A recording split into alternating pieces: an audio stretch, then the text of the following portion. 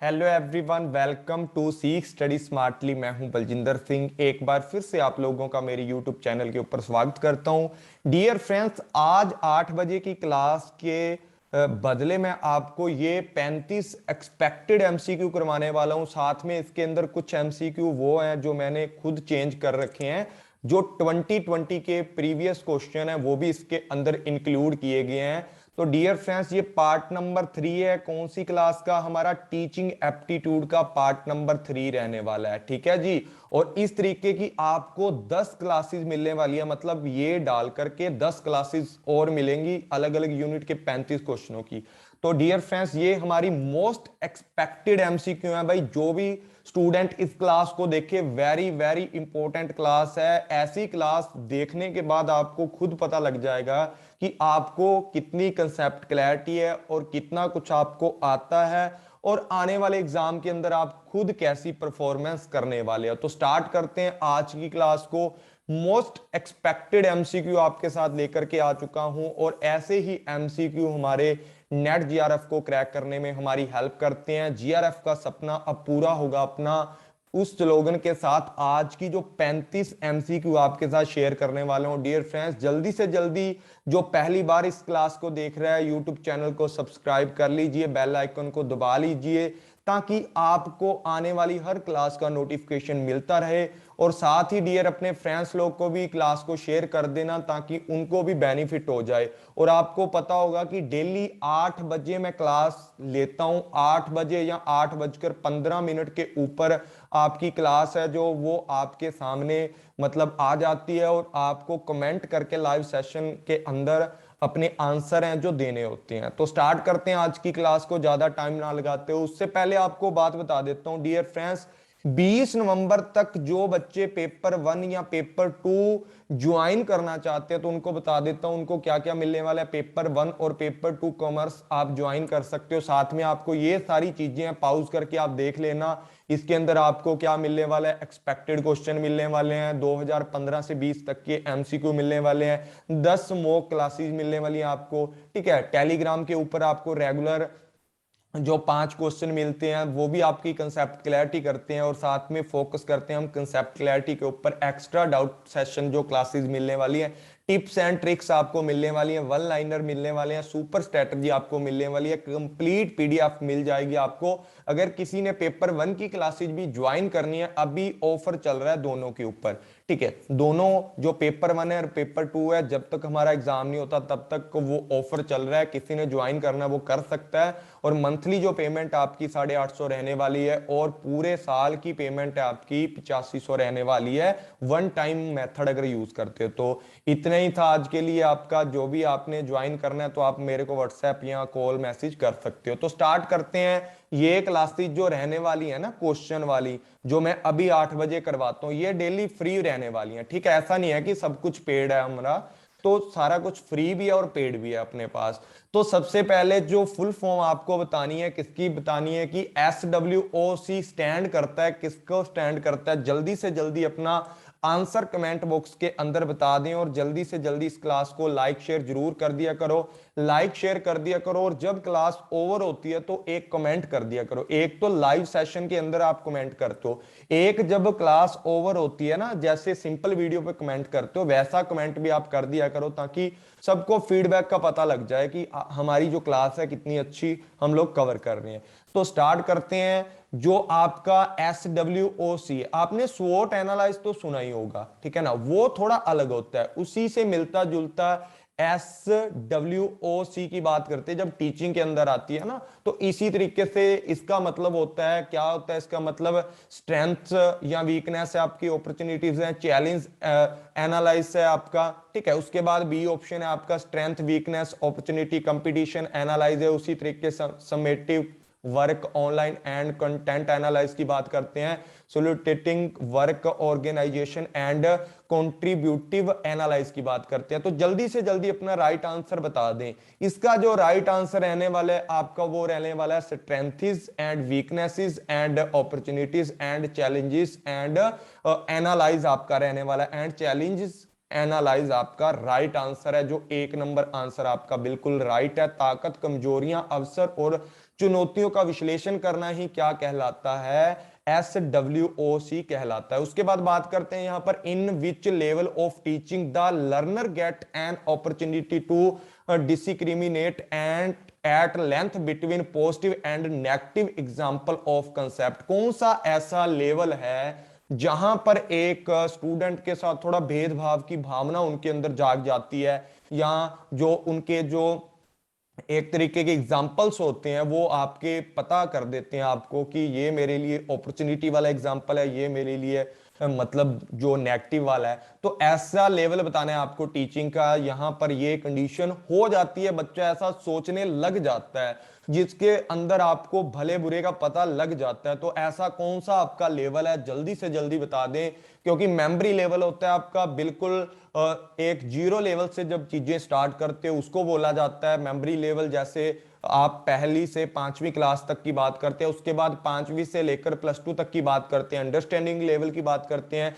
Reflective level है, जैसे आपका MCOM करते हो, BCOM करते हो, या PhD आपका जो लेवल है ना, PhD का जो लेवल है वो रिफ्लेक्टिव लेवल में आता है। ऑटोनोमस जो लेवल होता है जिसमें किसी भी चीज की जरूरत नहीं होती, ठीक है ना। जैसे आपको पता है ऑटोनोमस लेवल की अगर बात करूं तो, जैसे आपको पता है कोई भी शिशु जन्म लेता है, कोई भी बच्चा जन्म लेता है, तो उसको दूध पिलाने की जो प्रक्रिया है, जो प्रोसेस है, वो सिखाई नहीं जाती। खुद ब खुद बच्चे, आपको पता है छोटे बच्चे दूध पी जाते हैं, ठीक है। आंख झपकना, ये सारी चीजें जो ऑटोनोमस डेवलपमेंट लेवल के अंदर आती हैं। तो यहां पर जो हमारा आंसर रहने वाला है क्वेश्चन नंबर 2 का, कि डिस्क्रिमिनेट करने की जो पॉजिटिव और नेगेटिव एग्जाम्पल कंसेप्ट को समझना और उनको अवसर प्राप्त होते हैं इन चीजों को समझने के, वो आपका रहने वाला है अंडरस्टैंडिंग लेवल। जहां पर आप अंडरस्टैंड करना लग जाते हो, कोई भी चीज है उसके बारे में आपको पता लगने लग जाता है, टीचर आपको समझाने लग जाता है कि भाई इस चीज का मतलब ये है, इस चीज का मतलब ये है।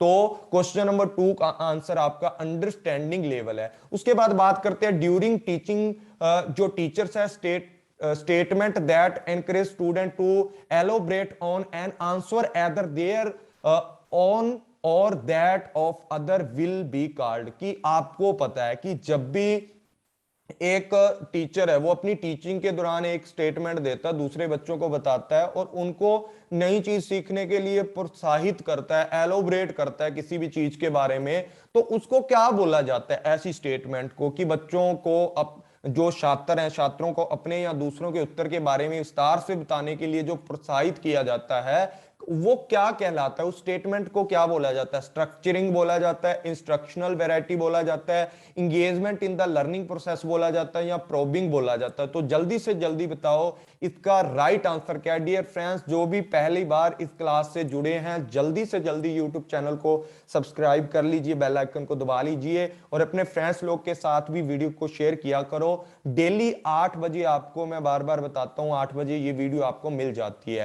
तो जो आपका राइट आंसर रहने वाला है वो क्या रहने वाला है, प्रोबिंग रहने वाला है। यहां पर कि जांच करते हैं किसी भी चीज के लिए विस्तार से बताना, आपको स्टेटमेंट बतानी किसी भी चीज के लिए, उदाहरण देता कोई भी टीचर आपको, उस टाइम पर आपकी प्रॉब्लम है जो प्रोबिंग करते हैं, उस टाइम जांच करके आपका जो आंसर है उस टाइम दिया जाता है। उसके बाद बात करते हैं from the flowing list of learner characteristic. मैंने बहुत बार बोला है, जो भी मेरे पेड वाले स्टूडेंट है उनको तो पता होगा कि मैंने लर्नर की जो कैरेक्टरिस्टिक है ना बहुत डीपली कराई है। और फ्री वालों के लिए भी टीचिंग का एक कोर्स है, उसका लिंक मैं इस मतलब वीडियो के डिस्क्रिप्शन में डाल दूंगा। 9-10 वीडियो है, वो आप देख लो, आपके बहुत ज्यादा जो कंसेप्ट है वो क्लियर रहेंगे। Identify those which are associate with the field independent learner. Independent शिक्षा के साथ जुड़े ऐसा लर्नर, ऐसी कैरेक्टरिस्टिक बताओ। Focus on the facts and principle की बात करते हैं।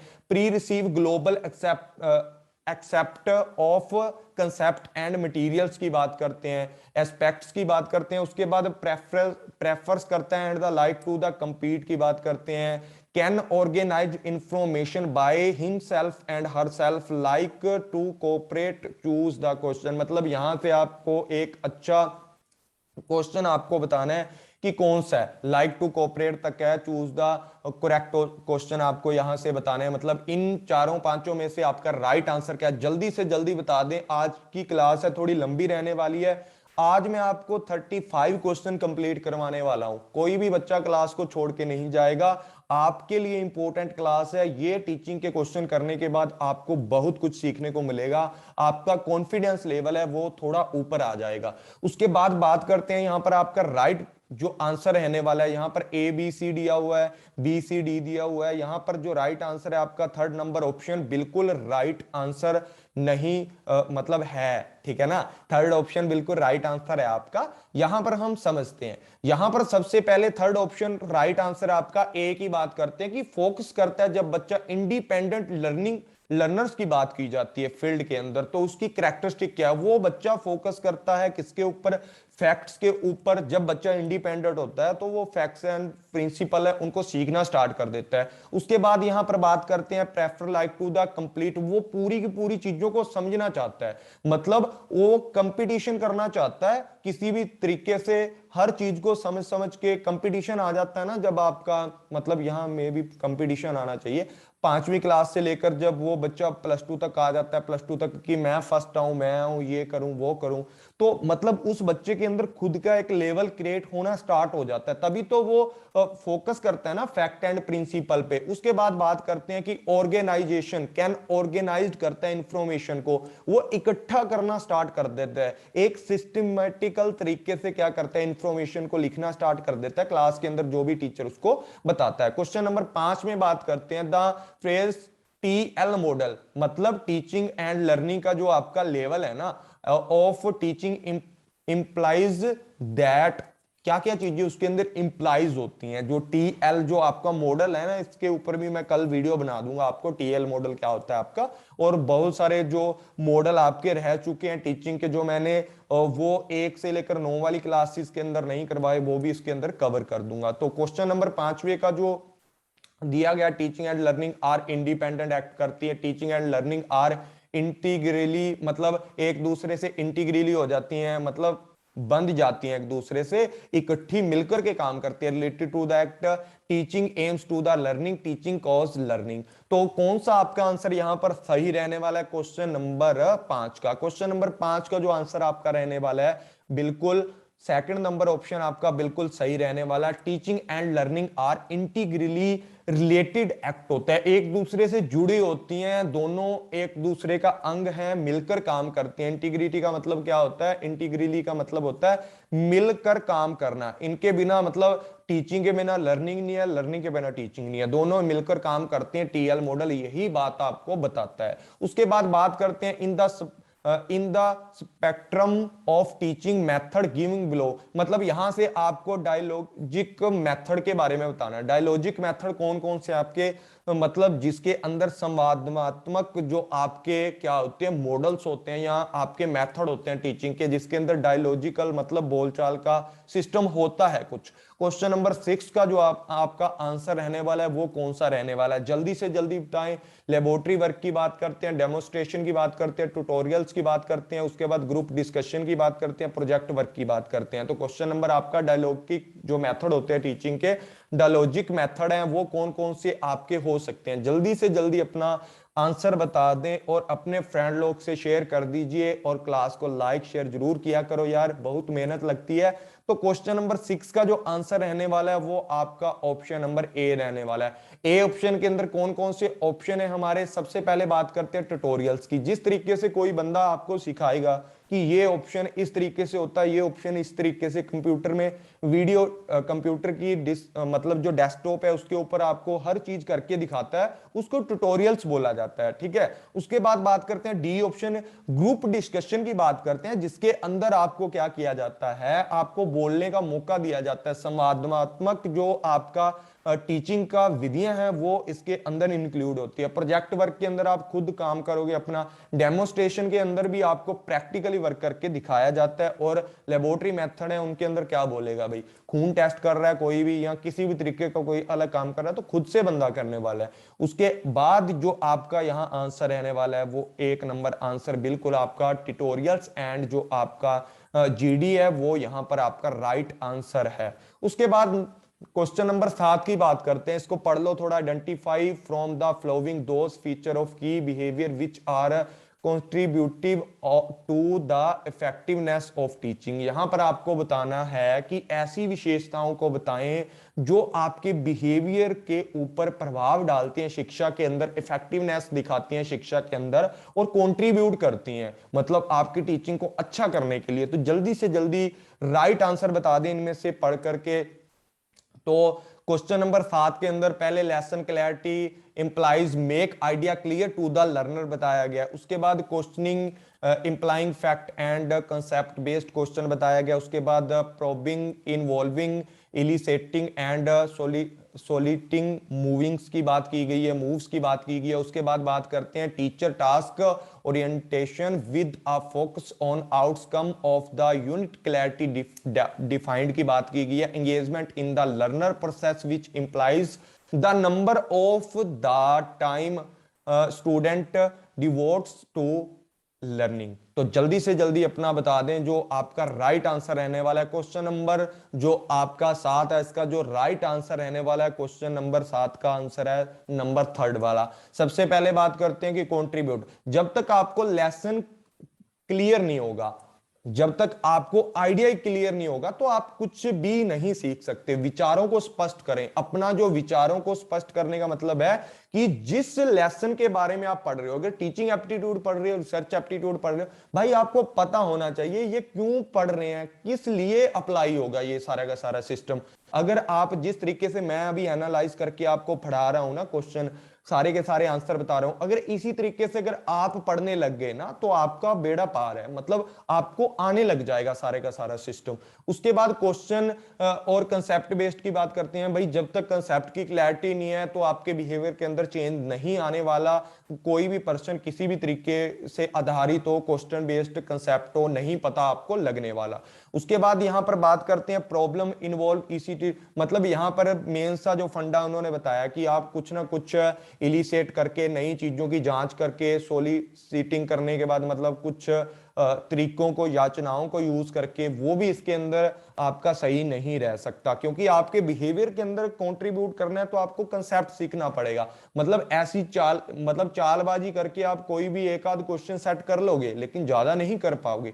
उसके बाद बात करते हैं teaching task oriented with the focus outcome of the unit clarity. मतलब यहां भी क्लैरिटी की बात है, यहां भी क्लैरिटी की बात है, और लास्ट में जब ई की बात करते हैं वहां पर भी ये क्लैरिटी की ही बात करता है। Engagement in the learning process, ऐसे एंगेजमेंट करें, ऐसा मतलब प्रोसेस बनाएं उसको कि implies number of time student devote to learn. मतलब ज्यादा से ज्यादा टाइम बच्चा कहां डिवर्ट हो जाए, कहां कि वो सीखे, स्टूडेंट ज्यादा से ज्यादा टाइम सीखे, ऐसी क्रियाएं करो, ऐसी लर्निंग प्रोसेस आपकी होनी चाहिए। नंबर 7 का क्वेश्चन नंबर है जो 7 है, उसका आंसर नंबर 3 बिल्कुल राइट है। उसके बाद बात करते हैं teaching differ from training and conditioning in so far as the promotes. जल्दी से जल्दी बताओ कि टीचिंग डिफर क्यों है किससे, ट्रेनिंग एंड कंडीशनिंग से। कौन कौन सी चीजें हैं? डिसिप्लिनिंग जो ड्रिल की बात करते हैं कि बार बार चीजों को करना पड़ता है इसके अंदर, क्रिटिकल थिंकिंग की बात करते हैं, या आपकी स्टेडी जो एसोसिएशन है उसकी बात करते हैं, मास्टरी ऑफ फैक्ट्स की बात करते हैं। तो जल्दी से जल्दी आपका आंसर, राइट आंसर है क्वेश्चन नंबर 8 का, वो बता दें। और जल्दी से जल्दी भाई इस क्लास को शेयर लाइक जरूर कर दिया करो अपने फ्रेंड्स के साथ, ताकि उनको भी बेनिफिट हो जाए। डेली 8 बजे आपकी क्लास होती है। तो इसका राइट आंसर जो रहने वाला है, डेली एसोसिएशन नहीं है आपका, जो इसका राइट आंसर रहने वाला है वो रहने वाला है क्रिटिकल थिंकिंग। क्रिटिकल थिंकिंग को प्रमोट करती है टीचिंग। पता, टीचिंग का मतलब ही ये होता है कि बच्चे का जो बिहेवियर है उसको मॉडिफिकेशन किया जाए, उसकी जो थिंकिंग है उसको डेवलप किया जाए।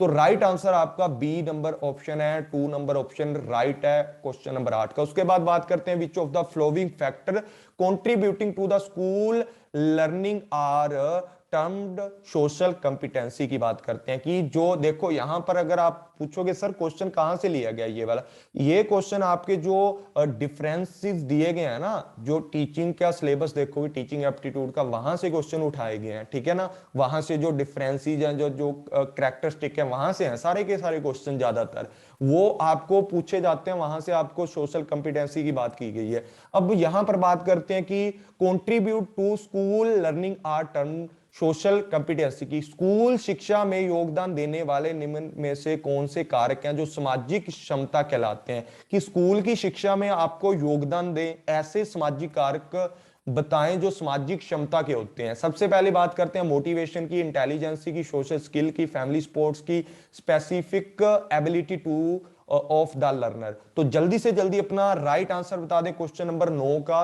तो यहां पर देखो, आपको पता है कि समाज के अंदर ही आपको बहुत सारे लोग हैं मोटिवेट करने वाले, कि ए आंसर आपका यहां ठीक हो गया। उसके बाद बात करते हैं इंटेलिजेंसी, समाज से थोड़ी मिलती है इंटेलिजेंसी, इंटेलिजेंस तो बंदे को खुद बनना पड़ता है, तो ये आपको गलत है। इंटेलिजेंसी की जो स्किल है खुद डेवलप करनी पड़ती है समाज से मोटिवेट होकर के। उसके बाद यहां बात करते हैं सोशल स्किल, सोशल स्किल कौन देगा आपको, समाज ही देगा, बिल्कुल सही बात है, सी ऑप्शन भी सही है। फैमिली सपोर्ट की बात करते हैं, फैमिली सपोर्ट आपकी समाज के अंदर रह रहे हो, जिस फैमिली में रह रहे हो आस पड़ोस में जो भी आपकी फैमिली हो वो भी आपको सपोर्ट करेगी। स्पेसिफिक एबिलिटी की तो बात ही नहीं करते यहां पर, क्योंकि समाज के अंदर जो स्किल दी जाएगी वो सोशल से होगी या समाज से रिलेटेड होगी, तो स्पेसिफिक एबिलिटी की यहां जरूरत नहीं होती लर्नर को, क्योंकि समाज से तो वो खुद सीख रहा है ना ऐसी चीजें। तो आपका जो ए सी डी ऑप्शन बिल्कुल राइट है, जो कि आपका ऑप्शन नंबर 1 है, बिल्कुल ऑप्शन नंबर 1 आपका ए ऑप्शन बिल्कुल राइट है। उसके बाद बात करते हैं क्वेश्चन नंबर 10 की। क्वेश्चन नंबर 10 की, for use during teaching for the list given below identify question that are process type rather the content type. यहां पर हमें बताना है कि पहचान करनी है जो सामग्री की बजाय जो हमारा किसके है, टीचिंग के अंदर जो चीजें यूज की जाती हैं। देखो, identify question that are process type rather than the, process type की बजाय हमें कंटेंट टाइप के ऊपर ध्यान देना है। तो जल्दी से जल्दी बताएं कौन सा ऑप्शन आपका राइट है। डिवर्जेंट क्वेश्चंस हैं, डिवर्जेंट थिंकिंग आपको पढ़ाया हुआ है मैंने पेड वाले बच्चों को, कन्वर्जेंट थिंकिंग भी पढ़ाया हुआ है। उसके बाद फेस्ड बेस्ड क्वेश्चन भी पढ़ाए हुए हैं आपको, कॉन्सेप्ट बेस्ड क्वेश्चन है जो आपके लोअर ऑर्डर क्वेश्चन है, हायर ऑर्डर के क्वेश्चन है। जल्दी से जल्दी बताएं जो कंटेंट टाइप के क्वेश्चन होते हैं कौन से इसके अंदर होते हैं rather than the process type. तो जल्दी से जल्दी क्वेश्चन नंबर 10 का जो आंसर रहने वाला है वो आपका कंटेंट है डिवर्जेंट। आपका आइडिया आने वाला है, भिन्न प्रकार के क्वेश्चन होते हैं ना डिवर्जेंट, आइडिया नए आइडिया से जुड़ा होता है। तो ए ऑप्शन आपका बिल्कुल ठीक है, कंटेंट इसके अंदर होता है। कंसेप्ट की बात करते हैं, कंटेंट के अंदर कंसेप्ट क्लैरिटी की बात करते हैं, तो कंसेप्ट बेस्ड क्वेश्चन आपके फैक्ट बेस्ड हैं, वो एक कंसेप्ट के ऊपर ही फैक्ट जुड़ा होता है, तो ये आपका नहीं होगा। कंसेप्ट बेस्ड वाला आपका सी ऑप्शन बिल्कुल रहने वाला है। उसके बाद यहां पर बात करते हैं किसकी, लोअर ऑर्डर के क्वेश्चन की बात करते हैं या हायर ऑर्डर की बात करते हैं। देखो, लोअर क्वेश्चन है जो आपके, उनके अंदर कुछ अच्छे से फिक्स नहीं होगा, स्ट्रक्चर नहीं होगी।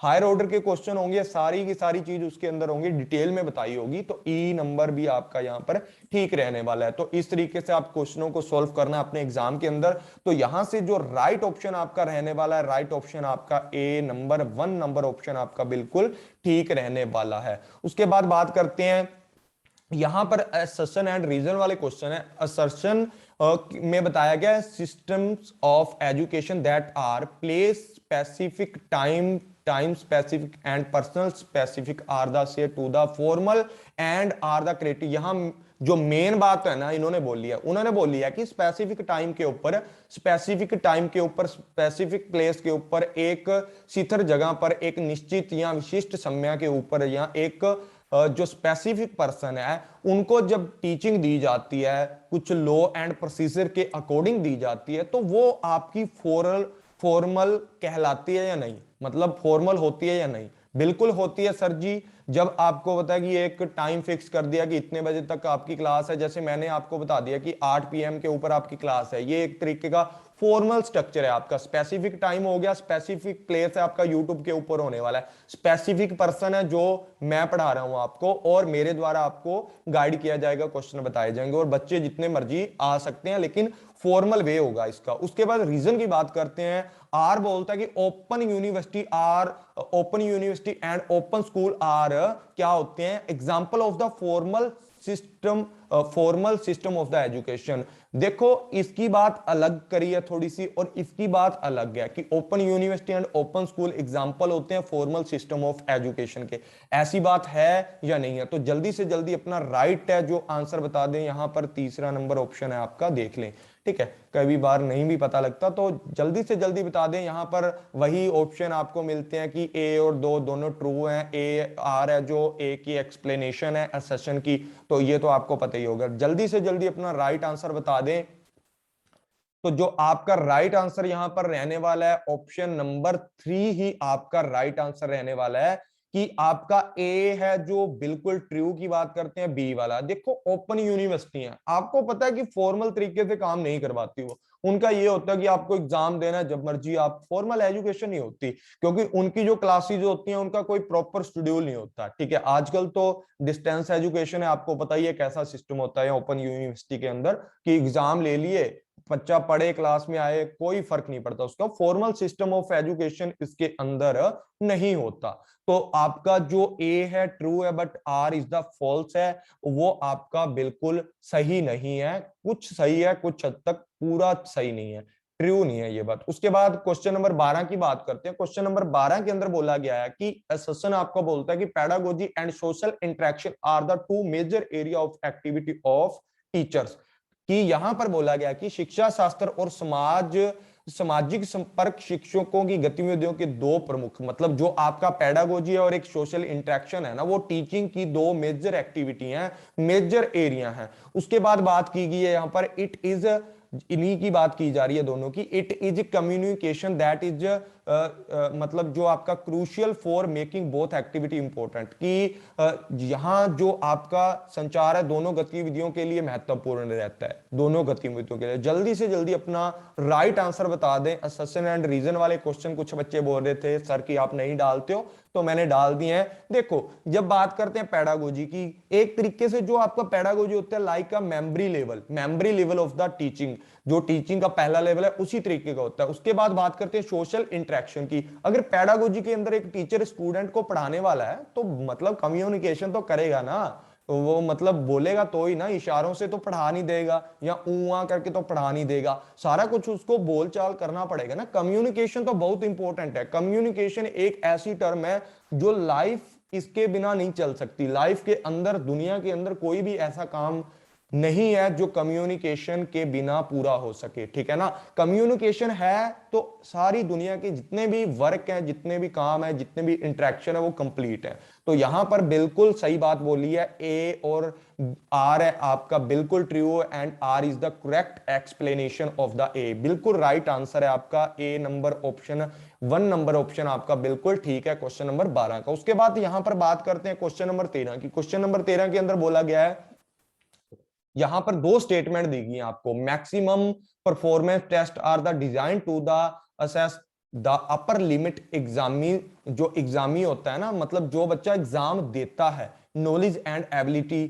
ठीक है, स्टेटमेंट 2 यहां से स्टार्ट होती है। इसके अंदर पहले में बोला गया कि मैक्सिमम जो परफॉर्मेंस टेस्ट की जाती है उसके लिए क्या चीजें डिजाइन की जाती हैं, मतलब अपर लिमिट को चेक करने के लिए। ठीक है, उसके बाद यहां पर बोला गया typical response test are design to measure specific behaviour and characteristic of the examinee. यहां पर मैक्सिमम जो परफॉर्मेंस है उसको टेस्ट करने के लिए assess the upper limit examinee knowledge and ability को चेक किया जाता है मैक्सिमम परफॉर्मेंस के अंदर। और जो टिपिकल आपका रहने वाला है, विशिष्ट रहने वाला है, उसके अंदर जो डिजाइन किया जाता है स्पेसिफिक बिहेवियर की बात करते हैं। तो जल्दी से जल्दी अपना आंसर यहां पर बता दें। जो यहां पर आपका आंसर रहने वाला है, जल्दी से जल्दी ऑप्शन नंबर अपना चूज करके सेंड कर दिया अगर ऑप्शन नंबर। तो यहां पर भी जो आंसर रहने वाला है, both statement are the true.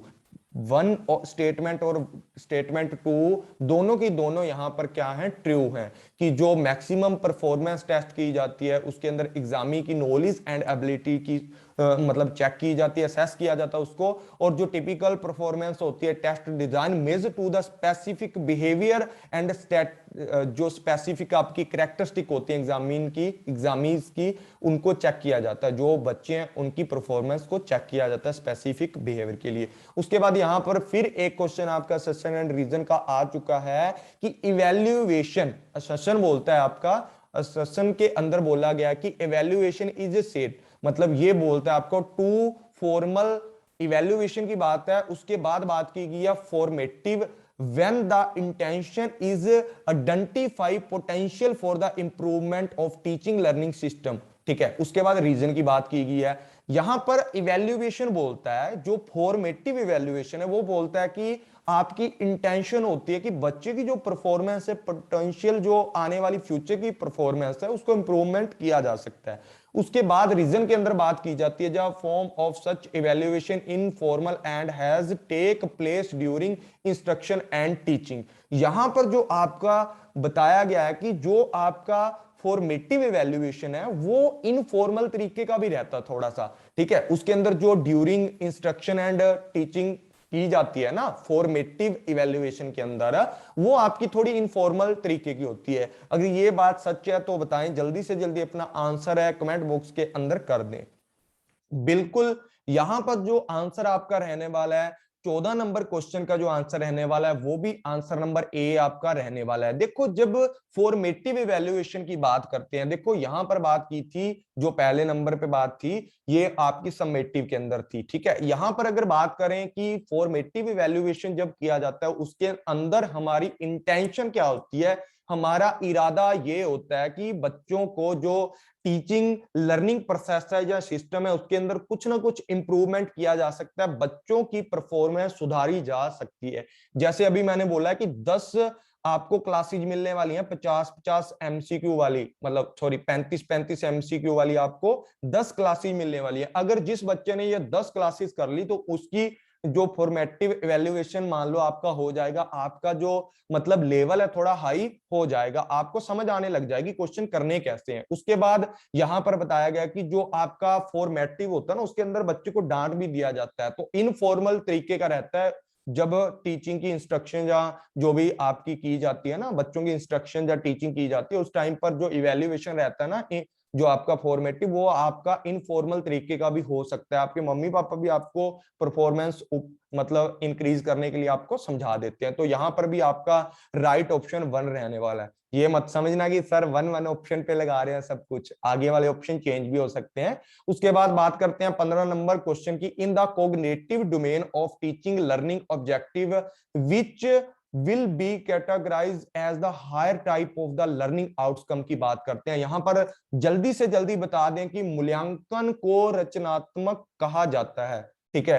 Sorry, ये 14 नंबर क्वेश्चन का में भी रह गया, ठीक है, कोई चक्कर वाली बात नहीं है, इजी सा क्वेश्चन है, मैं आपको हिंदी बता देता हूं इसकी। In the cognitive domain of, कि कोग्निटिव डोमेन के अंदर of the teaching learning objective रहते हैं which will be categorise the higher type of the learning outcome. ये पीडीएफ आपको मेरे टेलीग्राम चैनल के ऊपर मिल जाएंगी और इनके अंदर जो भी थोड़ी मिस्टेक है वो सही कर दूंगा। यहां पर बात करते हैं नॉलेज एंड कंप्रेहेंशंस की बात करते हैं, एनालाइज ऑफ कंसेप्चुअल एलिमेंट्स की बात करते हैं, application of acquire knowledge and skills की बात करते हैं, synthesis involving the creative organisation of idea की बात करते हैं, valuation involving judgement using internal और एक्सटर्नल स्टैंडर्ड्स की बात की जा रही है। यहां पर जल्दी से जल्दी अपना राइट आंसर जल्दी से जल्दी बता दें। आपकी क्लास है जो 1 घंटे या इसके ऊपर भी हो सकती है, तो दिल खोल के बैठना, खाना पीना आपका मंगवा लो अपनी मम्मी पापा से,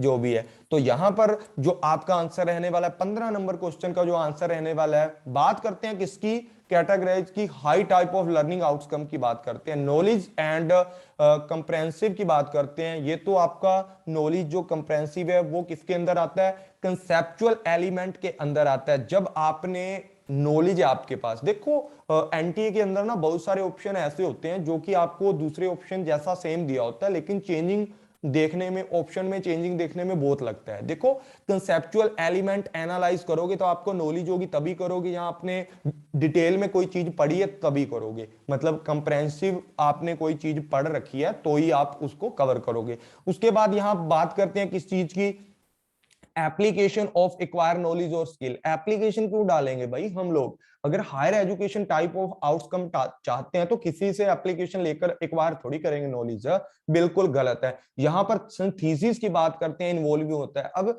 आपको एनालाइज और सिंथेसिस की बात बता देता हूं। एनालाइज क्या होता है, किसी बड़ी थिंग्स को टुकड़ों में तोड़ना, मतलब पूरा बड़ा कंसेप्ट था उसको छोटे छोटे कंप्रेहेंसिव, मतलब आपका पूरा का पूरा सिलेबस है उसको 4-5 टुकड़ों में तोड़कर उसको समझ लेना, पहले ये चीज समझनी, फिर ये समझनी, फिर ये समझनी। अब सारी जो टूटी हुई चीजें हैं, इन सारी की सारी टूटी हुई चीजों को आप फिर से एक करके एक अपने तरीके से उस कंसेप्ट को समझ के पूरी की पूरी जो स्टेटमेंट अपने माइंड में सेटअप कर लेते हो, that is called the synthesis. मतलब आप किसी बड़े कंसेप्ट को समझने के लिए पहले उसके टुकड़े करते हो, टुकड़े करने के बाद उन टुकड़ों को जोड़कर अपने तरीके से उसको समझना, that is called the synthesis. ठीक है, इसको आपने समझना है। तो ये भी आपको करना पड़ेगा, एक तो कंटेंट को एनालाइज करना पड़ेगा कंसेप्चुअल तरीके से। दूसरा यहां पर क्या करना पड़ता है, सिंथेसिस इन्वॉल्व करते हैं क्रिएटिव ऑर्गेनाइजेशन, मतलब आप आइडिया को सेट करोगे, एक अच्छे तरीके से आप मैनेज करोगे, अपने तरीके से उसको लगा करके कंसेप्ट को बनाओगे। जैसे आप पीएचडी में करते हो, जो मतलब ऐसा मान लो कि थोड़ी नॉलेज आपके पास होती है, उसको तोड़ तोड़ के बड़ी नॉलेज बना करके उसको एक रिसर्च के रूप में बदल देते हो, वही इसके अंदर इंक्लूड किया जाता है। इवैल्यूएशन की बात करते हैं, evaluation involving judgement using internal, बिल्कुल आपको करना पड़ता है। हायर जो आउटकम होती है लर्निंग की, उसके अंदर आपको अंदर अपनी कमियां भी देखनी पड़ती हैं, बाहर के स्टैंडर्ड है उनको भी देखना पड़ता है। अब आप बोलोगे सर इंटरनल और एक्सटर्नल स्टैंडर्ड क्या होते हैं? इंटरनल स्टैंडर्ड बच्चे वो होते हैं जो खुद से टारगेट लेकर चलते हो कि भाई मैंने अपना खुद से इवैल्यूएशन करना है, आज के मॉक में सर 35 क्वेश्चन करा रहे हैं, मैंने 20 क्वेश्चन तो ठीक करने ही करने हैं। और जो एक्सटर्नल होता है, मैं बोलता हूं कि भाई 30 नंबर आपके आने चाहिए क्वेश्चन के अंदर, अगर आपने सब कुछ पढ़ा हुआ है, ठीक है, तो 30 नंबर आपके आने चाहिए। तो ये सारी बातें इसके अंदर इंक्लूड होती हैं, एक्सटर्नल और इंटरनल जो इवैल्यूएशन स्टैंडर्ड होते हैं। तो राइट ऑप्शन आपका कौन सा रहने वाला? बी ऑप्शन ठीक है, डी ऑप्शन ठीक है और ई ऑप्शन ठीक है। तो यहां पर देख लें, आपका बी, डी और ई ऑप्शन आपका बिल्कुल यहां पर राइट है। तो 15 नंबर क्वेश्चन का जो आंसर रहने वाला है, 4 नंबर आंसर बिल्कुल आपका ठीक रहने वाला है। उसके बाद बात करते हैं 16 नंबर क्वेश्चन की। यहां पर ना आपको मैचिंग वाला सिस्टम दिया है, ठीक है। सबसे पहला जो दिया हुआ है यहां पर ए नंबर वाला, सॉरी ए नंबर है ये, ठीक है। ए नंबर में क्या दिया आपको? इंस्ट्रक्टिंग दिया हुआ है, ठीक है, इंस्ट्रक्चरिंग आपको दिया हुआ है, निर्देशन मतलब इंस्ट्रक्टिंग, आपको इंस्ट्रक्शन देना किसी भी चीज के लिए। उसके बाद स्टेटमेंट दी हुई है कि optimise on task and minimising of task activities की बात करते हैं। उसके बाद कम्युनिकेटिंग की बात करते हैं, इसका मीनिंग आपको बताना है। उसके बाद मैनेजिंग की बात करते हैं, मॉनिटरिंग की बात करते हैं। ये क्वेश्चन आपके 2020 PYQ हैं, याद रखना है आपको टीचिंग के। और भी मैं क्वेश्चन लेकर आऊंगा आपको, ये क्वेश्चन है मतलब 40 या 50 क्वेश्चन है, आपको कल मैं और करवाऊंगा, ठीक है। मतलब या तो टीचिंग के करवाऊंगा या रिसर्च के करवाऊंगा, होंगे वो PYQ किसके? 2020 के, ये याद रखना आपको।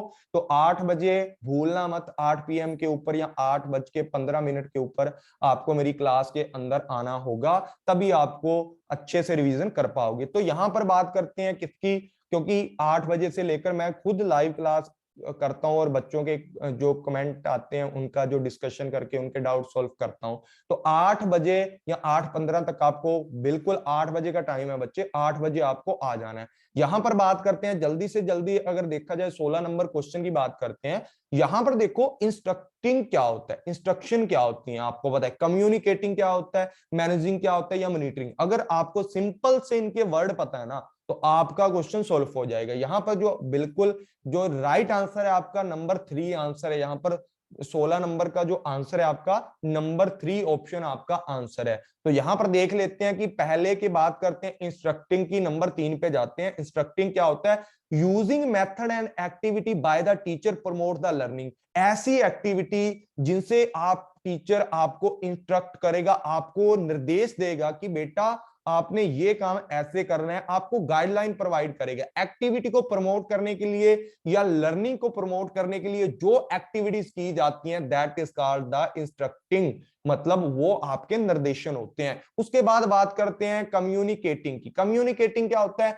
ट्रांसमिटिंग, आपको पता है थॉट्स और आइडिया को वर्बली और नॉन वर्बली तरीके से, जिसने कम्युनिकेशन पढ़ा है उसका क्वेश्चन बिल्कुल सही जाने वाला था ये, ठीक है। जिसने नहीं पढ़ा तो वो अपना ध्यान रखें भाई, आगे से पढ़ के आना क्लास के अंदर। अगर नहीं आपको तो कोर्स आप ज्वाइन कर सकते हो, अभी भी आपको सारे के सारे कोर्स की जो रिकॉर्डिंग वीडियो आपको मिल जाएंगी। कम्युनिकेटिंग का पता लग गया। उसके बाद मैनेजिंग की बात करते हैं। मैनेजिंग की बात करते हैं, मैनेजिंग का मतलब होता है कि आपकी जो टास्क एक्टिविटी है ना, उसको कम से कम टाइम में अच्छे से कर ले। ऑप्टिमाइजेशन या optimising on task and minimisation of task activity, मतलब ऐसी एक्टिविटी जो फालतू के उनको तो ऑफ कर देना, मिनिमाइज कर देना, और टास्क के ऊपर वाली जो एक्टिविटीज हैं उनको अनुकूलतम रूप से करना है, ज्यादा से ज्यादा करना है, फालतू की जो चीजें उनको छोड़ देना। पता लग ही गया होगा मॉनिटरिंग का मतलब क्या होता है बच्चे। मॉनिटरिंग का मतलब होता है वाचिंग ग्रुप। आप किसी ग्रुप को देखोगे, बिहेवियर को देखोगे, प्लेस को देखोगे एंड रिएक्ट क्विकली। आप उसके ऊपर क्या करोगे, रिएक्ट करोगे कि अगर एक टीचर को लगा कि भाई ये ग्रुप वाले हैं ना, या ये बच्चे का बिहेवियर अच्छा नहीं है, तो साथ ही साथ कान के नीचे टी करता आने वाला है, ठीक है, वो वाला जो मॉनिटरिंग होता है।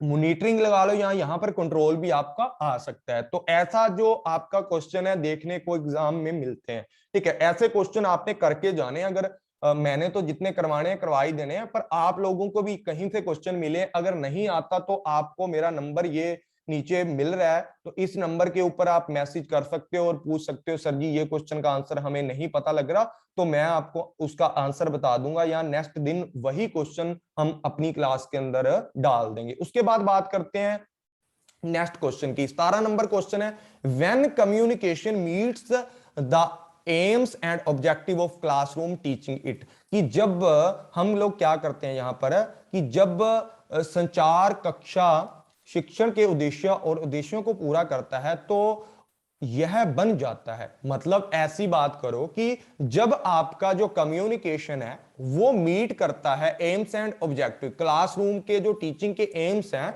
उनको जब पूरा करता है, तो उस टाइम कम्युनिकेशन क्या बन जाता है, एक्स्ट्रा ऑर्डिनरी की बात करते हैं, पर्सनल की बात करते हैं, फंक्शनल की बात करते हैं, ऑब्लिगेटरी की बात करते हैं। तो मतलब ऑब्लिगेशन की बात करते हैं कि इनवारता है ये चीजें।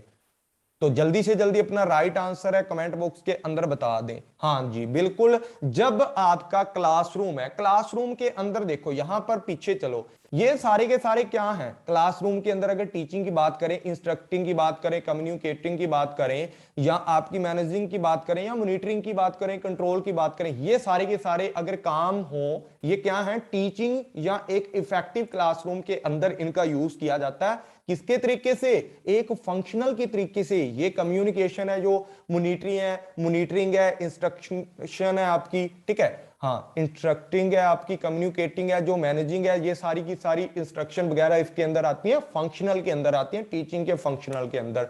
तो आपका राइट आंसर है यहां पर सी नंबर ऑप्शन है, 3 नंबर ऑप्शन आपका राइट आंसर रहने वाला है। उसके बाद यहां बात करते हैं given below the two statement है सस्टेन एंड रीजन की, फिर बात आ गई है यहां पर। जल्दी से जल्दी अपना जो राइट आंसर है बता दें पढ़ करके। New media enhance the opportunity to expand the learning environment unheard of before, ठीक है।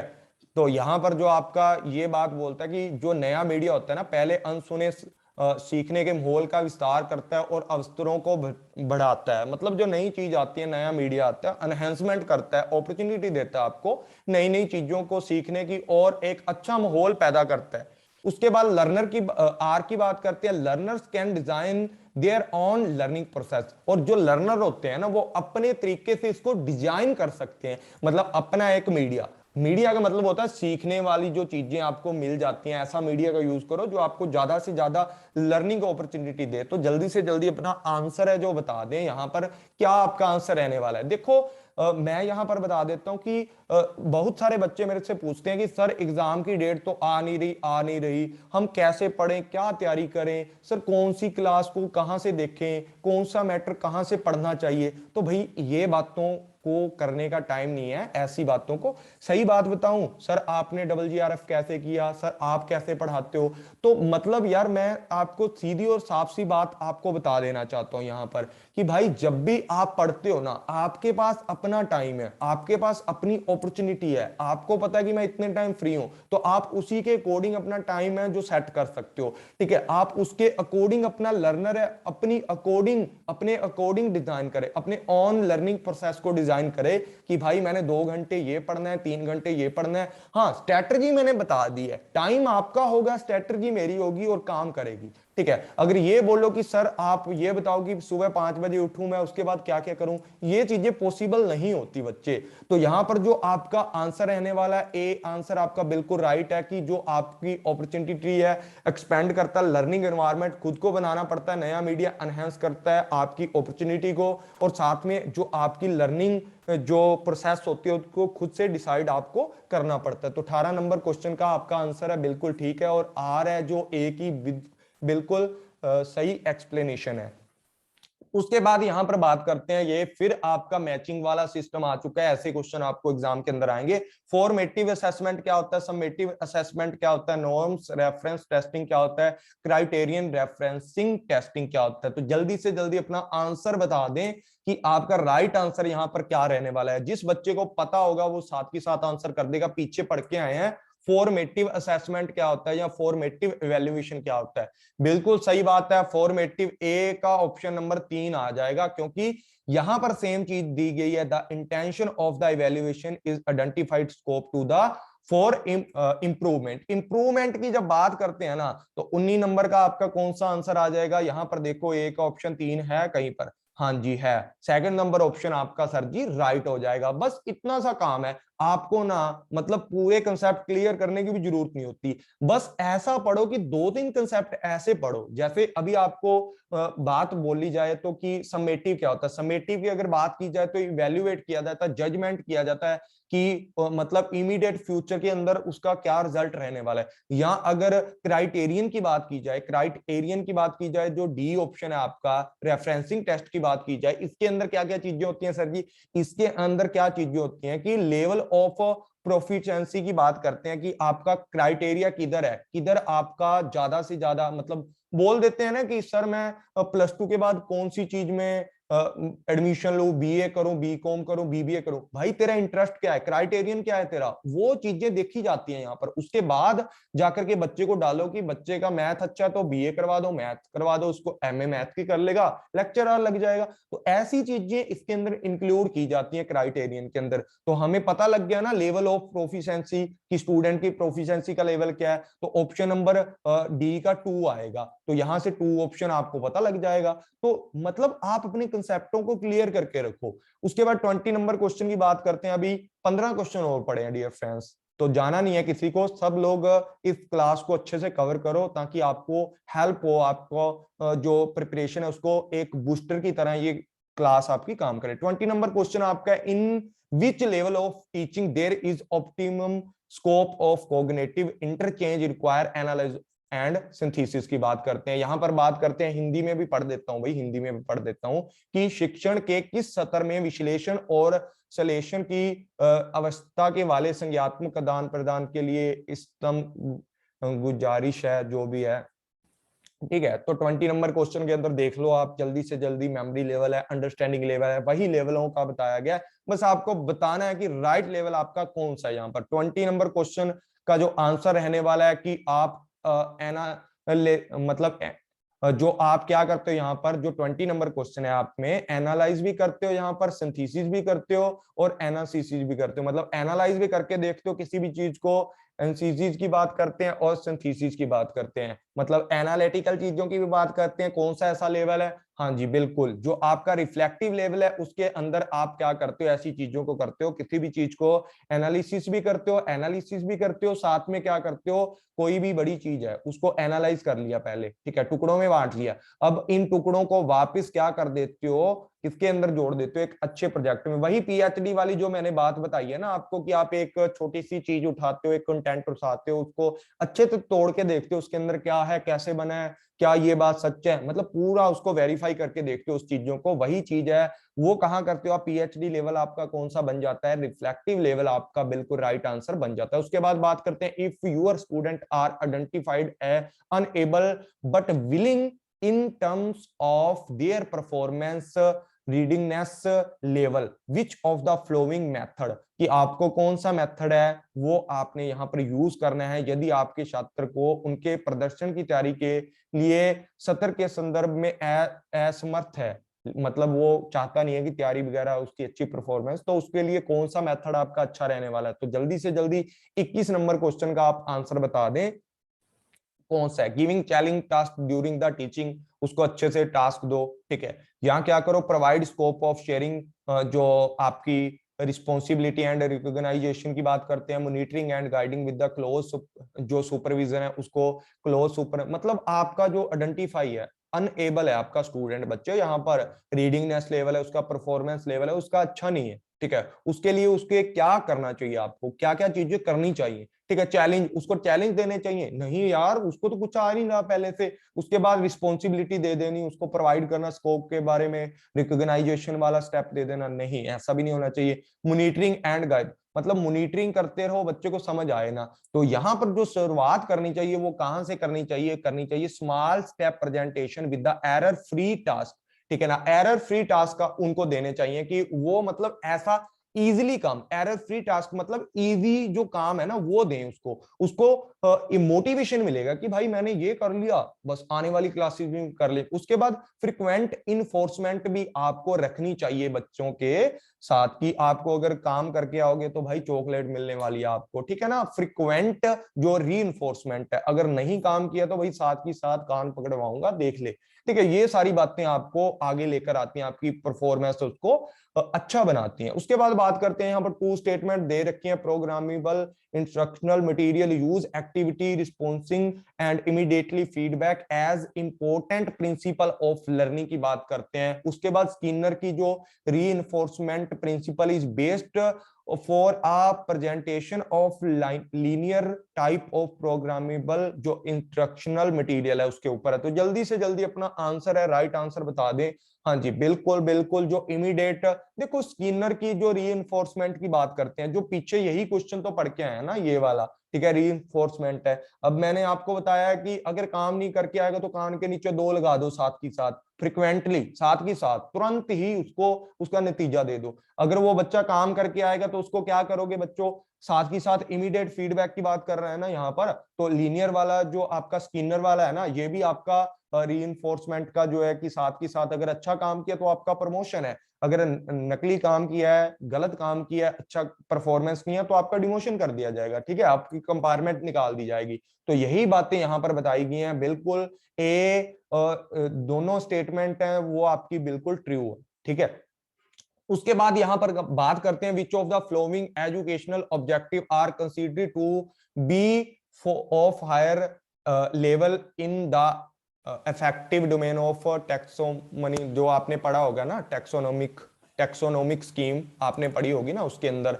तो जल्दी से जल्दी इसका राइट आंसर है वो बता दें जल्दी से जल्दी। यहां पर अगर बात की जाए कि यहां पर जो आपका effective domain of taxonomic scheme है, ये इफेक्टिव डोमेन है आपके ना, ये मैंने करवाए नहीं है, ठीक है, मतलब इजी से होते हैं, ज्यादा इसमें कुछ भी नहीं है, लेकिन फिर भी मैं आपको करवा दूंगा, ठीक है। तो यहां पर जो आपका आंसर रहने वाला है वो क्या रहने वाला है, 23 नंबर क्वेश्चन का जो आंसर रहने वाला है, सिंथेसिस की बात करते हैं, कैरेक्टरिस्टिक की बात करते हैं, उसके बाद एनालिसिस की बात करते हैं, ऑर्गेनाइजेशन की बात करते हैं, प्रीशियस की बात करते हैं। तो यहाँ पर प्रेजेशन की बात करते हैं, तो कौन सा आपका राइट आंसर रहने वाला है, जल्दी से जल्दी अपना राइट ऑप्शन है जो चूज कर दे। बिल्कुल इजी सा क्वेश्चन है, कुछ खास है नहीं है इसके अंदर। तो बिल्कुल यहाँ पर जो आपका राइट आंसर रहने वाला है करेक्टरिस्टिक, मतलब आपकी विशेषताएं, जो करेक्टरिस्टिक की बात करते हैं यहाँ पर, और उसके बाद जो आप यहाँ पर बात करते हैं, किसकी बात करते हैं यहाँ पर, नंबर डी ऑप्शन की, ऑर्गेनाइजेशन की, कि जब जो आपका इफेक्टिव डोमेन होता है ना उसके अंदर जो उच्च सतर है वो इस तरीके से प्रभावशाली बनता है कि उसकी जो ऑर्गेनाइजेशन अच्छे से की होनी चाहिए, और करेक्टरिस्टिकाइजेशन है जो आपकी वो भी अच्छे से होनी चाहिए। उसके बाद बात करते हैं 24 नंबर क्वेश्चन की, because of new media learning is not longer and assembly of, मतलब यहां पर कुछ खास बना नहीं है क्वेश्चन, फिर भी कि नया मीडिया के कारण सीखना अब एक सभा नहीं है, कि नए मीडिया के कारण अगर आप नहीं सीखते हो, मतलब यहां पर बात की है कि आप नए मीडिया का यूज करते हो, जिस तरीके से मैंने बताया कि आप अपना टाइम टेबल सेट करो, अपने तरीके से करो, तो वो चीजें आपको क्या करेंगी, वो चीजें आपको फैक्ट सिखाएंगी, क्या करेंगी, वो चीजें आपको फैक्ट सिखाने वाली है। लिबर व्यूज की बात नहीं है यहाँ पर, लिबर कि आपको ज्यादा से ज्यादा व्यू बन जाएंगे, उदारीकरण विचार है आपके, मतलब अच्छे सोच आपकी हो जाएगी, तो ऐसा नहीं होता। न्यू मीडिया आपको लर्निंग के लिए एनहेंस करता है, तो आप नए नए क्या सीखोगे, फैक्ट आप वहां से प्राप्त करोगे। टेक्नोलॉजी बेस्ड एफर्ट, तो मतलब नया मीडिया की बात है तो टेक्नोलॉजी तो होगी उसमें, नॉर्मल सी बात है। तो ये चीज हम लोगों ने बतानी थी कि ये एक असेंबली नहीं है, ये एक फैक्टर चीजों के साथ जुड़ा हुआ है। उसके बाद 25 नंबर क्वेश्चन की बात करते हैं, 25 क्वेश्चन के अंदर बात करते हैं, which learning theory provide supporting for active participation. ऐसी थ्योरी आपको बतानी है जहां पर जो आपका एक बच्चा होता है, active participation of the learner in the learning process, मतलब आपका बच्चा क्या होता है, इफेक्टिव तरीके से काम करता है एक्टिव पार्टिसिपेशन के तरीके से इन एन इंटरेक्ट मतलब इंटरएक्शनल सेटिंग विद इंट्रिंसिक मोटिवेशन। मतलब एक यहां पर जो क्वेश्चन है पूरे का पूरा थ्योरी के बारे में बता रखा है कि जो आपकी एसआर जो आपकी स्टिमुली एंड रिस्पांस थ्योरी है वाटसन की, वो तो नहीं है। उसके बाद बात करते हैं किसकी, स्किनर की थ्योरी की रीइंफोर्समेंट की बात करते हैं। कंस्ट्रक्टिव थ्योरी है जो किसकी, आपकी थ्योरी ऑफ वाइगोट्स्काई की बात करते हैं। इनसाइड थ्योरी ऑफ कोहर की बात करते हैं। तो जल्दी से जल्दी बताएं, मैंने सारी की सारी थ्योरी आपको कवर करवा रखी है। पेड वाले स्टूडेंट को तो बहुत ही अच्छे से कवर करवा रखी है। एसआर की थ्योरी है, स्किनर की, वाइगोट्स्काई वाली है, ठीक है। उसके बाद कोहर की वाली भी स्टोरी में मैंने जो थ्योरी आपको कवर करवा रखी है। तो यहां पर जो बात करते हैं किसकी, कि जब बच्चा, ऐसा लर्निंग थ्योरी बतानी है हम लोगों ने जहां पर बच्चा एक्टिव पार्टिसिपेशन रखता है। एक्टिव पार्टिसिपेशन रखता है तो दूसरी किसकी बात करते हैं, देखो जब बात करते हैं किसकी, स्टिमुली एंड रिस्पॉन्स की, यहां पर एक्टिव पार्टिसिपेशन नहीं है। जब स्टिमुली जाएगी तभी एक्टिव होगा वो बच्चा, तो एक्टिव पार्टिसिपेशन नहीं है यहां पर, खुद से एक्टिव पार्टिसिपेशन है बच्चा। और इंटरएक्शनली सेटिंग इंटेंसिक मोटिवेशन है, यहां से स्टिमुली जाएगी तभी मोटिवेशन रहेगा। तो पहला ऑप्शन तो आपका बिल्कुल कट गया।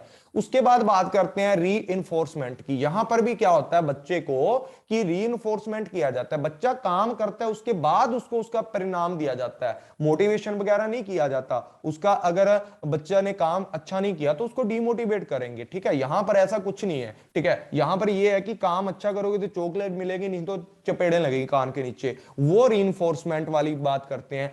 कंस्ट्रक्टिविज्म की बात करते हैं, या कंस्ट्रक्टिव जो थ्योरी होती है वाइगोट्स्काई की, इन्होंने बताया था कि आपका जो बच्चा है ना वो मतलब एक सामाजिक तरीके से जुड़ी हुई है। इनकी थ्योरी मैं करवा दूंगा ये भी, अगर फ्री वाले बच्चे हैं कमेंट करके बताना जिनको ये चाहिए, ये थ्योरीज के बारे में जिनको नहीं पता।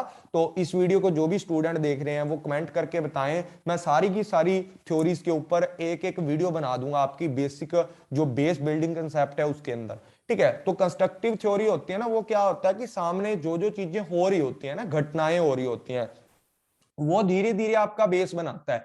जैसे मतलब एक सोशल थ्योरी है, जैसे आप अपने मम्मी पापा को देखते हो, समाज के अंदर भाई बहनों को देखते हो, वो चीजें जैसे देखते हो वैसी ही एक्टिविटी आप करने लग जाते हो, वैसे ही इंटरनली मोटिवेट हो जाते हो कि भाई अगर दिलजीत दोसांझ ने ये वाली मतलब टी शर्ट डाली है, या मतलब कटरीना कैफ ने ऐसी कटिंग कराई है, तो मैं भी ऐसी करवाऊंगी। वो सारी चीजें एक्चुअली देखते हो उसमें, मतलब इंटरएक्शनल हो जाता है आपके साथ, सेटिंग बैठ जाती है आपके साथ उन चीजों की। वो सारी चीजें आपकी कंस्ट्रक्टिव के थ्योरी के अंदर आती हैं। इनसाइड थ्योरी क्या होती है, मतलब डीपली किसी चीज को समझना और मतलब उसके अंदर तक घुसना, वो चीज बताता है। यहाँ पर ये हमारी रिफ्लेक्टिव लेवल के ऊपर आती है। जो आपकी 3 नंबर आपकी है, ये आपकी किस पे आती है, कौन से लेवल पर आती है, वाइगोट्स्काई की जो कंस्ट्रक्टिव थ्योरी है, ये आपकी मेमोरी लेवल के ऊपर काम करती है। ये बात आपको ध्यान में रखनी है। जैसे जैसे बच्चा बड़ा होता है, मम्मी पापा को देखता है, समाज को देखता है, उसी तरीके का वो बिहेवियर करने लग जाता है, वैसी एक्टिविटी करने लग जाता है, वैसे इंटेंसिक मोटिवेशन उसको मिलने लग जाता है खुद से। उसके बाद 26 नंबर क्वेश्चन की बात करते हैं। While reporting the result of assessment, a college teacher make use of a percentile rank in place of score obtained by his and her student, what kind of इनमें से यार आपको बताना है कि आपके क्लास मतलब जो आपका कॉलेज है, एक टीचर ने एक रिपोर्ट कार्ड उसका देखा, तो मतलब परसेंटाइल के हिसाब से अगर देखा जाए तो कौन सा मेथड यहाँ पर बनता है। तो जल्दी से जल्दी बताएं कि कौन सा मेथड आपका बनने वाला है। ध्यान से क्वेश्चन का आंसर देना है, मैं बोलने वाला नहीं हूं यहाँ पर कुछ भी। यहाँ पर क्राइटेरियन रेफरेंस की बात करते हैं, नॉर्म्स रेफरेंस की बात करते हैं, फॉर्मेटिव असेसमेंट की बात करते हैं, समेटिव की। तो यहाँ पर बहुत सारे बच्चे बोल रहे हैं कि समेटिव है। क्यों समेटिव है, क्योंकि उनको लगा कि एंड ऑफ द रिजल्ट निकाला है। अरे भाई यहाँ पर नोट जो आपका सामान्य संदर्भित वाला है ना, जो नॉर्म्स रेफरेंस वाला है, वो क्यों आएगा, यहाँ पर दो लोगों को कंपेयर किया जाता है। यहाँ पर बता तो रखा है ना, रैंक कौन सा आया, रैंक आया तो मतलब दूसरे लोगों के साथ कंपेयर किया जा रहा है। तो थोड़ा दिमाग लगाया करो, आपका क्वेश्चन है बिल्कुल सॉल्व हो जाएगा। ये चार ही बहुत इंपॉर्टेंट है आपके वैल्यूएशन है, इनको कर लेना। वैसे मैंने बहुत सारे और भी 2-4 वैल्यूएशन के टाइप हैं जो पेड के अंदर बच्चों को करवाए थे। उसके बाद बात करते हैं क्वेश्चन नंबर 27 की। क्वेश्चन नंबर 27 के अंदर क्या बोला गया, दो स्टेटमेंट दी गई आपको, यहां भी सेम भी। In a classroom every teacher has to perform that gate keeping function, ठीक है, मतलब एक जो टीचर होता है वो हर मतलब अपनी क्लास के अंदर, एवरी जो टीचर है ना, हर टीचर क्लास के अंदर गेट कीपिंग फंक्शन का यूज करता है, द्वार पालन कार्य का यूज करता है, हिंदी वालों के लिए, ठीक है। उसके बाद करते हैं every teacher in any higher educational institution should act as the moral custodian, मतलब आपके लिए जो मोरल चीजें बताने वाला है ना, उनके बारे में, student of the student both inside and outside. देखो जब बात करते हैं, किसकी बात करते हैं, क्वेश्चन नंबर 27 के अंदर ये बात बोली गई है कि जब हम बात करते हैं कि जो क्लासरूम है, क्लासरूम के अंदर हर टीचर गेट कीपिंग का काम करता है। गेट कीपिंग मतलब आपको हैंडल करके रखता है कि भाई बाहर जाना है, अंदर जाना है, इसकी इंस्ट्रक्शन चलने वाली है सारी की सारी टीचर की क्लास के अंदर। अब बात करते हैं यहाँ पर तो स्टूडेंट की बात बोली गई है कि आप एक संरक्षण बन जाओगे, आप एक मतलब मोरल वैल्यू देने वाले गुरु बन जाओगे।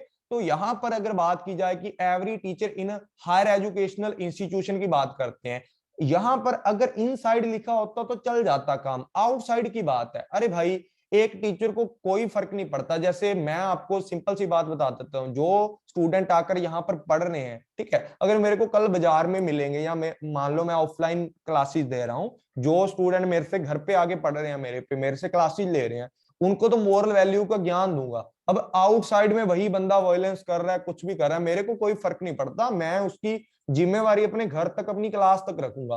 तो यहां पर आउटसाइड अगर ना होता तो क्वेश्चन की दोनों जो स्टेटमेंट थी वो ट्रू होती। अभी जो ए स्टेटमेंट है वो करेक्ट है, बट बी वाली जो है वो करेक्ट स्टेटमेंट नहीं है। उसके बाद बात करते हैं क्वेश्चन नंबर 28 की। यहां पर जल्दी से जल्दी बता दें, क्वेश्चन नंबर 28 की अगर बात की जाए तो ये आपको पहला क्वेश्चन मिला था, यहां से मैंने पहला क्वेश्चन बनाया था, strength weakness opportunity and challenge, जो आपके एनालाइज है। यहां पर बात की गई है कि introduction of concept of total quality management in university, तो टी क्यू एम की बात करें अगर यूनिवर्सिटी के अंदर, विच of the flowing with the consider helpful, कौन कौन सी हेल्प करती हैं आप लोगों के लिए, जो टी क्यू एम होती हैं, टोटल क्वालिटी मैनेजमेंट होती है, यूनिवर्सिटीज के अंदर कौन कौन सी आपकी हेल्प करती है। सबसे पहले बात करते हैं, एक सिस्टमैटिकल थिंकिंग देती है, पार्टिसिपेटरी मैनेजमेंट करती है आपकी। उसके बाद बात करते हैं यहां पर रिजर, मतलब एक कठोरता, ठीक है ना, रिजरनेस वाली, रिजरस एडमिशन प्रोसेस बनाती है, जो आपकी टोटल क्वालिटी मैनेजमेंट है, या आपकी SWOC करती है, या introduction of skill development programme की बात करती है।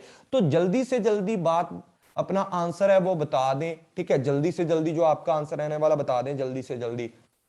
हाँ जी बिल्कुल, यहां पर जो आपका आंसर, राइट आंसर रहने वाला है वो रहने वाला है सिस्टमैटिकल थिंकिंग, कि आप टोटल क्वालिटी मैनेजमेंट करते हो, एक प्रोसीजर के तरीके से चलोगे, सिस्टमैटिकल थिंकिंग के तरीके से चलने वाले हो। पार्टिसिपेटरी मैनेजमेंट भाई जितने भी लोग हैं वो भागीदारी ले सकते हैं, भागीदारी प्रबंधन आप समझते होंगे हिंदी वाले, कि हर बंदा पार्टिसिपेट करके उसके अंदर टोटल क्वालिटी मैनेजमेंट के अंदर यूनिवर्सिटी के अंदर अपना मतलब जो भी उसके पास अपनी थिंकिंग होती है, जो भी अपने विचार है रख सकता है। रीजननेस की बात करते हैं, रिजियस की बात करते हैं, मतलब यार कठोर प्रोसीजर क्यों बनाएगी यूनिवर्सिटी वाले, ठीक है ना।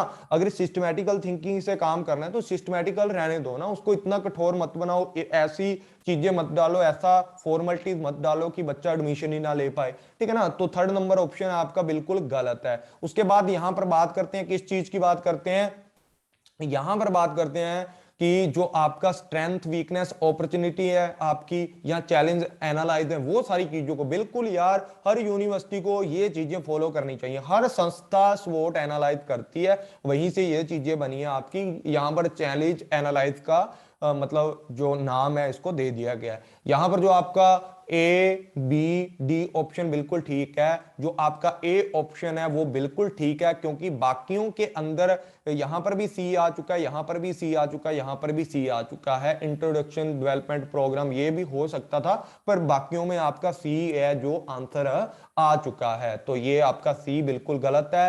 उसके बाद 29 नंबर क्वेश्चन की बात करते हैं, the study which keep on asking question in the class should be, जो विद्यार्थी कक्षा में क्वेश्चन पूछते रहते हैं वो कैसे स्टूडेंट होते हैं। अब जल्दी से जल्दी बता दें अपने बारे में, जो लोग क्वेश्चन पूछते हैं, जो लोग नहीं पूछते। और उनमें क्या अंतर होता है। एनकरेज करते हैं कंटिन्यू क्वेश्चनिंग के लिए एनकरेज किया जाता है, पूछताछ जारी रखने के लिए प्रोत्साहित किया जाता है उनको, या advice not to disturb during the lecture है, उनको बोल दिया जाता है बेटा क्लास के बीच में नहीं बोलना, डिस्टर्ब नहीं करना। उसके बाद बोलते हैं advice to meet teacher after the class, की आप क्लास के बाद में बेटा मिल लेना मुझसे। यहाँ क्या करते हो कि एनकरेज किया जाता है कि बेटा कल को इस चीज का आंसर तो खुद निकाल के लेकर आइयो, आंसर इंडिपेंडेंटली फाइंड करने के लिए उसको एनकरेज किया जाता है। मतलब उसको बोला जाता है कि भाई अगर इतना तेरे को पता लग गया ना, बस थोड़े स्टेप और आगे चला जा, अगर नहीं आएगा तो बेटा मैं तेरे को इस क्वेश्चन का आंसर बता दूंगा। ठीक है, वो चीजें आपको करनी चाहिए, ना कि ऊपर वाले तीन में से। तो राइट ऑप्शन आपका फोर्थ नंबर ऑप्शन यहां पर बिल्कुल राइट रहने वाला है। तो जल्दी से जल्दी नेक्स्ट क्वेश्चन पे चलते हैं। Which of the flowing constitution the ability can do component for, मतलब आप यहां पर देखा जाए कि decreasing the competency of a teacher, यहां पर जो टीचर की क्षमता है मतलब वो किस तरीके से होनी चाहिए। Describing the competency of teacher component की कॉन्स्टिट्यूशन एबिलिटी। यहां पर एक सिंपल सी बात है कि शिक्षक क्षमता का वर्णन करने के लिए क्षमता मतलब कौन कौन सी एक डिस्क्राइब करना है कैरेक्टरिस्टिक ऑफ द टीचर। ठीक है, टीचर की कौन कौन सी कैरेक्टरिस्टिक होते हैं, कौन कौन सी क्षमताएं होनी चाहिए, कौन कौन सी कंपिटेंसी होनी चाहिए। जल्दी से जल्दी अपना आंसर बता दें कि एक टीचर के अंदर कौन कौन सी अच्छी वैल्यू होनी चाहिए। तो 30 नंबर क्वेश्चन के अंदर अगर बताया जाए कि confidence in the perform teaching task, उस टीचर को कॉन्फिडेंस होना चाहिए भाई, कॉन्फिडेंस हो वो अपने तक रहे। ठीक है, डिस्क्राइब करें अगर तो कॉन्फिडेंस नहीं आता। ठीक है, टीचर जैसे मर्जी पढ़ाए पर आपको सही नॉलेज तो दे ना कम से कम। ठीक है, वो टीचर माना जाता है। उसका खुद का कॉन्फिडेंस है, चाहे वो गलत पढ़ाई जाए, नहीं ये बात नहीं होनी चाहिए गलत टॉपिक के अंदर कॉन्फिडेंस बना के बैठा हो, नहीं। एक टीचर को नॉलेज होनी चाहिए सब्जेक्ट को टॉट करने की। ठीक है ना, एक ऐसा लगा लो कि knowledge of the subject being taught, जो आपको पढ़ाने वाला है ना टीचर, उसको नॉलेज होनी चाहिए अपने सब्जेक्ट के बारे में। देखो पहले क्या आता था, कंटेंट मास्टरी आता था, वही चीज है ये, दिमाग में डाल लो कि knowledge of the subject being taught, कि जो आप पढ़ाना चाहते हो उसके बारे में आपको ज्ञान होना चाहिए। पहले क्या था कि टीचर के पास कंटेंट मास्टरी होनी चाहिए। ऐसे क्वेश्चन बहुत बार पूछे जाते हैं, पहले बता रहा हूं। उसके बाद बात करते हैं कि skill in analyse learning task. बिल्कुल एनालाइज तो हर बंदे को करना चाहिए अपनी स्किल का, चाहे मैं पढ़ा रहा हूं, चाहे आप पढ़ा रहे हो, चाहे कोई भी टीचर पढ़ा रहा है, तो उसको एनालाइज करना चाहिए लर्निंग स्किल का। ठीक है, उसको पता लगता है कि बच्चों को कितना आता है या मेरे खुद के अंदर सीखने की क्षमता क्या है, तो वो चीजें एनालाइज हर चीज में आता है, दिमाग में डाल लो। ठीक है, और तो आपका बी सी ऑप्शन दो यहां पर ठीक है। Experience in handling learning task related to the situation, कि बच्चा है जो उसको एज ए स्टेट कोई ऐसी सिचुएशन हो जहां पर आपको इतना एक्सपीरियंस हो कि आप जो लर्निंग के टास्क के रिलेटिंग की मतलब लर्निंग टास्क रिलेटेड जितनी भी सिचुएशन है उसको अच्छे से हैंडल कर पाओ। बिल्कुल भाई, एक टीचर को इतना तो नॉलेज होना चाहिए कि वो बच्चे के जितने भी टास्किंग वाले हैं, लर्निंग प्रोसेस की एक्टिविटीज हैं, उनको संभाल सके। उसके बाद commitment to the organise teacher learning task, यहां पर कमिटमेंट नहीं करनी चाहिए कि मैं आपको ये करवा दूंगा वो करवा दूंगा। अरे भाई कई बार नहीं भी पूरा होता ना तो बच्चे का दिल टूट जाता है कई बार। तो यहां पर क्वेश्चन नंबर जो आपका 30 था उसका ऑप्शन कौन सा ठीक रहने वाला, बी सी डी आपका रहने वाला ठीक। तो ऑप्शन नंबर 1 बिल्कुल आपका राइट रहने वाला। उसके बाद 31 नंबर क्वेश्चन की बात करते हैं। A model of teaching is a description of, यहां से बात की है कि शिक्षा का मॉडल का वर्णन कीजिए, डिस्क्रिप्शन बतानी है मॉडल ऑफ टीचिंग की। तो जल्दी से जल्दी बता दें कि मॉडल ऑफ टीचिंग क्या है। Teacher behaviour include teacher and student task के अंदर, कि एक जो टीचर है अपने बिहेवियर को इंक्लूड करता है बच्चों के साथ बातचीत करते हुए। उसके बाद learning environment include teaching behaviour, ये चीज है। लर्नर बिहेवियर इंक्लूड और पर्सनैलिटी कैरेक्टरिस्टिक इसके अंदर डाली जाएंगी। उसके बाद अगर बात की जाए subject matter include the logical structure, भाई लॉजिकल चीजें बहुत बच्चों को नहीं भी समझ आती, पहले उनको सिंपल चीजें पढ़ानी चाहिए। सिंपल चीजें पढ़ाओगे तभी बच्चा आगे बढ़ेगा, तो ये गलत है। ठीक है ना, उसके बाद बात करते हैं टीचिंग का मतलब ही ये होता है कि सिंपल चीजें पहले डालो, लॉजिकल स्ट्रक्चर बाद में देखेंगे भाई, पहले सिंपल चीजें पढ़ाओ। ठीक है, तो क्वेश्चन नंबर 31 का ऑप्शन नंबर 4 है, बिल्कुल गलत है। उसके बाद बात करते हैं लर्नर बिहेवियर इंक्लूड और पर्सनैलिटी करेक्ट। अरे सारी की सारी अगर टीचिंग के अंदर बच्चे की चलने लगी, उसकी जो बिहेवियर है उसको इंक्लूड किया जाएगा, तो टीचर क्या पढ़ाएगा? बच्चे तो ये बोलते हैं कि सर जी आज नहीं पढ़ते कल पढ़ते हैं, ठीक है, ये भी आपका गलत हो जाएगा। उसके बाद आगे बात करते हैं नंबर 2 ऑप्शन की, learner environment including teacher behaviour. हाँ भी, टीचिंग का जो बिहेवियर है ना, एक लर्निंग इन्वायरमेंट बना करके, एक शिक्षा का वातावरण बना करके, शिक्षण वातावरण के तहत सीखने का वातावरण आपको बनाना चाहिए। शिक्षण व्यवहार मतलब आपको टीचिंग बिहेवियर यूज करके बच्चों को लर्निंग का एक अच्छा वातावरण बना करके बच्चों को पढ़ाना चाहिए। तो 2 ऑप्शन नंबर जो आपका है, सेकंड ऑप्शन नंबर है आपका, बिल्कुल यहां पर राइट है 31 नंबर क्वेश्चन का। 32 नंबर क्वेश्चन की बात करते हैं, in which level of teaching the activity of structuring guiding and closely supervising the, मतलब पास से क्लोजली बारीकी से उस चीज की सुपरविजन करना, स्टूडेंट बिहेवियर को प्री डोमिनेट की बात की गई है, यहां पर डोमिनेट की बात की गई है। तो यहां पर सबसे पहले बात बताओ कि आपका कौन सा ऑप्शन बिल्कुल राइट हो सकता है। तो जल्दी से जल्दी 32 नंबर क्वेश्चन की बात करो कि आपको एक टीचर है, वो एक स्ट्रक्चर तरीके से काम देगा, एक स्ट्रक्चर तरीके से काम देगा, आपको गाइडिंग भी करेगा। ये ध्यान रखो कि बच्चे को गाइड कर रहा है यहां पर टीचर, तो आपका कौन सा आंसर राइट होगा। और क्लोजली सुपरविजन होता है, बच्चा टीचर के पास खड़ा होकर के अपनी कॉपी पे कुछ भी समझ सकता है, और बिहेवियर को मतलब प्री डोमिनेट यहां पर बोला गया है। तो जल्दी से जल्दी बताएं कि शिक्षण के किस सत्र में छात्र के व्यवहार की संरचना, मार्गदर्शन और बारीकी से निगरानी करने की गतिविधियां प्रमुखता होती हैं या शामिल की जाती हैं। ऐसा कौन सा टीचिंग का लेवल है? ऑटोनोमस लेवल की बात करते हैं यहाँ, रिफ्लेक्टिव की या अंडरस्टैंडिंग की, यहाँ जो आपका मेमोरी लेवल है। बिल्कुल सही बात है, यहाँ पर जो आपका लेवल रहने वाला है, आपको पता है जब आप मतलब 5वीं क्लास से लेकर के +2 तक जाते हो, तो ऐसा लेवल है कि आपको टीचर गाइड भी करता है, स्ट्रक्चर भी करके देता है, हर चीज आपको क्लोजली सुपरविजन करता है। अगर आप नहीं भी पढ़ते तो आपके कान के नीचे भी लगती हैं वहां पर। तो वो सारी की सारी चीजें इसके अंदर इंक्लूड की जाती हैं। 32 नंबर क्वेश्चन का जो आंसर है वो ऑप्शन नंबर 3 आंसर बिल्कुल आपका राइट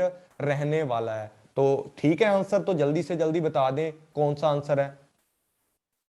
अरे देखो मैंने बोल दिया था, सारे बच्चे पीछे वही आंसर कर रहे हैं। अरे इसका मेमोरी लेवल है, क्योंकि यहां पर सारा का सारा टीचर ही स्ट्रक्चर कर रहे हैं ना सारी एक्टिविटीज, और गाइड भी टीचर कर रहा है, और क्लोजली सुपरविजन बच्चों को हाथ पकड़ के काम करवा रहा है। सोए पड़े हैं कुछ तो आपका ऑप्शन नंबर 4 है बिल्कुल यहां पर राइट रहने वाला है। ठीक है, ऑप्शन नंबर 4 आपका बिल्कुल राइट रहने वाला। उसके बाद बात करते हैं 33 नंबर क्वेश्चन की, identify those teacher strategy which are learner characteristic की बात करते हैं, लर्नर सेंट्रिक की बात करते हैं। यहां पर ऐसे बताओ कि जो ऐसे मेथड बताने हैं आपको, टीचिंग ऐसी टीचिंग की स्ट्रेटजी बतानी है जो लर्नर सेंट्रिक स्ट्रेटजी है। 33 नंबर क्वेश्चन है, 2 क्वेश्चन आपके लास्ट हैं। और डियर फ्रेंड्स, जो भी इस क्लास को देख रहे हैं, आपको पता है 8 PM के ऊपर आपको ऐसी क्लासेस डेली वाइज मिलने वाली हैं डियर फ्रेंड्स।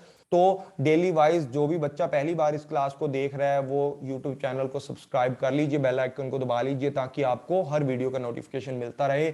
अब जल्दी से जल्दी बताओ कि लर्नर सेंट्रिक जो अप्रोचेज हैं, जो टीचिंग की स्ट्रेटजी हैं, वो कौन कौन सी हैं यहाँ पर। तो जल्दी से जल्दी अपना आंसर है बता दे 33 नंबर क्वेश्चन का। तो यहाँ पर जो आपका कोऑपरेटिव लर्निंग की बात करते हैं, यहाँ पर एक स्टूडेंट को कोऑपरेट किया जाता है, सारा काम एक स्टूडेंट के द्वारा किया जाता है, लेकिन कोऑपरेट करके किया जाता है। स्टूडेंट को बताता है टीचर की बच्चे ऐसे ऐसे काम कर रहे हैं। उसके बाद बात करते हैं टीम की। टीम का मतलब क्या होता है? 2 या 2 से ज्यादा लोग मिलकर के टीम टीचिंग की जाती है, टीचर मिलकर के पढ़ाते हैं, आपको पता होगा। ठीक है, उसके बाद यहां पर बात की जाती है, किस चीज की बात की जाती है यहां पर? लेबोरेटरी बेस्ड जो प्रोजेक्ट होते हैं। ठीक है, देखो टीम टीचिंग की बात करें, 2 या 2 से ज्यादा टीचर आपको पढ़ाएंगे, वो टीम टीचिंग है। यहां पर स्टूडेंट का कोई रोल नहीं है, 2 टीचर हैं, टीचर तो एक ही नहीं बोलने देता बच्चे को। अब तो यहाँ 2 टीचर रल गए हैं, तो मतलब 2 टीचर आ चुके हैं, तो आपको कहां बोलने देंगे? तो ये बात आपकी है कि बी ऑप्शन आपका चला जाएगा, ये आपका लर्नर सेंट्रिक नहीं है। कोऑपरेटिव लर्निंग आपका बिल्कुल लर्नर सेंट्रिक है। लेबोरेटरी के अंदर अगर बच्चे का कोई भी प्रोजेक्ट बेस्ड काम करता है, तो लेबोरेटरी के बेस्ड के ऊपर जो प्रोजेक्ट होते हैं, वहां पर भी बच्चे का सारा काम बच्चों को हाथ से करना पड़ता है। उसके बाद यहां पर बात करते हैं ऑप्शन नंबर 3 की, पेयर शेयर जो डिस्कशन होती है। पेयर शेयर मतलब आप लोग मिलजुल करके एक पेयर बना दिया जाता है ना, ग्रुप वाइज बना दिया जाता है। ग्रुप डिस्कशन की बात है ना, सिंपल सी है, मतलब ऑप्शन को चेंज कर रखा है, यहां पर ग्रुप भी आ सकता है। पेयर शेयर का मतलब ग्रुप ग्रुप डिस्कशन की बात करते हैं, वहां पर भी एक स्टूडेंट होता है, यहाँ पर भी एक स्टूडेंट होता है, यहाँ पर भी होता है। Lecture with the power point presentation, यहाँ पर एक टीचर, जिस तरीके से मैं पावर प्रेजेंटेशन से आपके सामने लेक्चर दे रहा हूँ इसी तरीके से बच्चे दे रहे हैं। तो यहाँ पर जल्दी से जल्दी अपने राइट आंसर बता दें कि आपका सहकारी शिक्षा की बात करते हैं, टीम शिक्षण की बात करते हैं, प्रयोगशाला आधारित परियोजनाओं की बात करते हैं, पेयर शेयर चर्चा की बात करते हैं, पावर पॉइंट प्रस्तुतियों के बारे में व्याख्या की जाती है, जो भी है आपका option.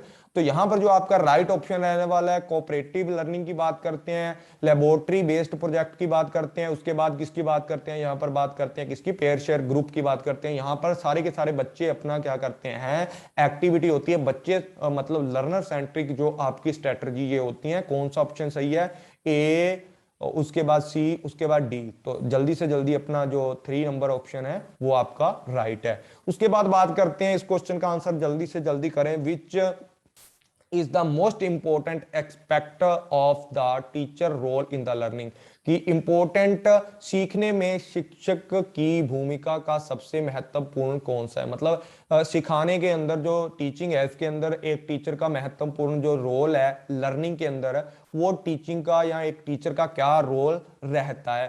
The provision of encouragement and moral support आपको करता है टीचर, या प्रोविजन ऑफ कंटिन्यू आपको डायग्नोस्टिक करता है, मतलब आपकी रेमेडी बताता है, आपके जो भी आपके अंदर कमियां हैं, मतलब डायग्नोस्टिक करके आपको बताते हैं कि बच्चे ये कमी है और ये आपकी वीकनेस है, ये आपकी स्ट्रेंथ है, और उनके लिए रेमेडी के लिए हेल्प करता है। उसके बाद क्या करता है, the develop inside into what institute and educate performance की बात करते हैं, कि प्रदर्शन के लिए आपको एक अंतर्दृष्टि प्रदान करना या एक इंसाइटर आपको बना देना।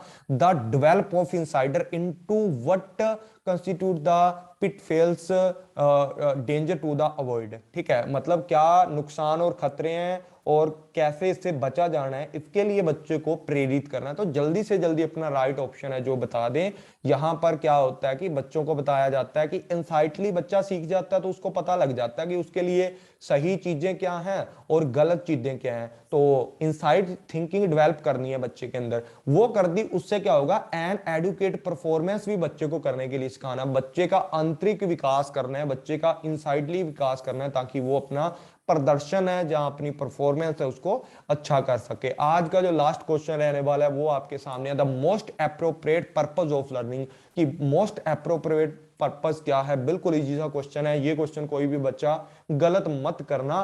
तो आज का जो हमारा लास्ट क्वेश्चन है वो यही था कि एप्रोप्रिएट पर्पस क्या है हमारी लर्निंग का, कि क्यों बच्चा सीखता है, कि पर्सनल एडजस्टमेंट के लिए, मॉडिफिकेशन ऑफ बिहेवियर की बात करते हैं, सोशल एंड पॉलिटिकल अवेयरनेस की बात करते हैं, preparing one self for employment के लिए। यार एम्प्लॉयमेंट आजकल आपको पता है कि पढ़े लिखों के ऊपर भी बहुत ज्यादा मतलब बेरोजगारी छा चुकी है, लेकिन रोजगार के लिए जरूरी है स्टडी। लेकिन यहाँ पर पीएचडी करके लोग घूम रहे हैं, सरकार पोस्टें नहीं निकाल रही है, तो वो बात हमारी अलग है। तो ये आपका ऑप्शन है जो 4th नंबर ऑप्शन है वो आपका गलत हो जाएगा। अवेयरनेस तो आ ही जाती है जब बच्चा पढ़ने लग जाता है, लेकिन जब एक टीचिंग का जो लर्निंग का पर्पज होता है कि बच्चे को अच्छे से सिखाना, उसके माइंड को अच्छे से चेंज करना, अच्छी आदतें उसको सिखाना, मॉडिफिकेशन ऑफ बिहेवियर, व्यवहार में संशोधन किया जाता है। तो बी ऑप्शन आपका बिल्कुल यहाँ पर राइट है। तो थैंक यू ऑल फ्रेंड्स, आज के लिए इतना ही था। आज की क्लास अगर आपको अच्छी लगी होगी, 35 एमसीक्यू आपके मोस्ट इंपोर्टेंट एमसीक्यू हैं,